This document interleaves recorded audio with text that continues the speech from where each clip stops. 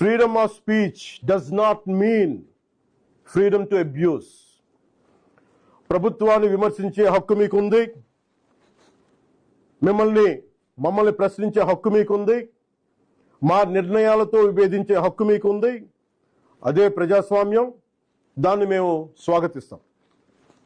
కానీ ఒకరిని తిట్టడం, డెత్ థ్రెట్స్ ఇవ్వడం, ఆధారాలు లేకుండా ఆరోపణలు చేయడం, మహిళలను టార్గెట్ చేయడం, మత విశ్వాసాలను అవమానించడం, ఒక వ్యక్తి గౌరవాన్ని దెబ్బతీయడం, హింసకు ప్రేరేపించడం, ఇవన్నీ రాజ్యాంగం కల్పించిన స్వేచ్ఛలోకి రావు. ఇవి చట్టపరంగా నేరాలు. ఇంకో విషయం చాలా స్పష్టంగా చెప్తున్నాం, నేరస్తులకి నేరానికి కులం లేదు, మతం లేదు, రాజకీయ పార్టీ లేదు. ఐ రీఐటరేట్, నేరానికి నేరస్తులకి కులం లేదు, మతం లేదు, రాజకీయ పార్టీలు లేవు. తప్పు చేసిన తర్వాత కులం, మతం, ప్రాంతం లేదా రాజకీయ వెనకాలు దాక్కోవాలని ఎవరు ప్రయత్నించకండి. చట్టం ముందు ప్రతి పౌరుడు సమానమే. నేరం చేసిన ప్రతి ఒక్కరిపై చట్ట ప్రకారం చర్యలు తీసుకోబడతాయి.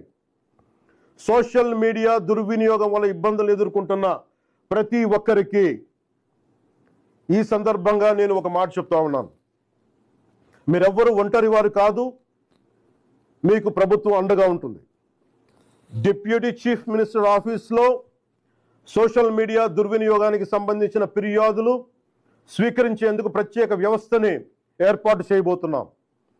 స్క్రీన్ షాట్స్, లింక్స్, వీడియోస్ లేదా ఇతర డిజిటల్ ఎవిడెన్స్తో ఫిర్యాదు చేయవచ్చు. ప్రతి జెన్యూన్ కంప్లైంట్ను పరిశీలించి సంబంధిత అధికారులకు పంపించి చట్టపరమైన చర్యలు తీసుకునేలా చేస్తాం. కడప జిల్లాలోని మరిన్ని వార్తా విశేషాల అప్డేట్స్ కోసం మా SCN న్యూస్ ఛానల్ను తప్పకుండా చూడండి.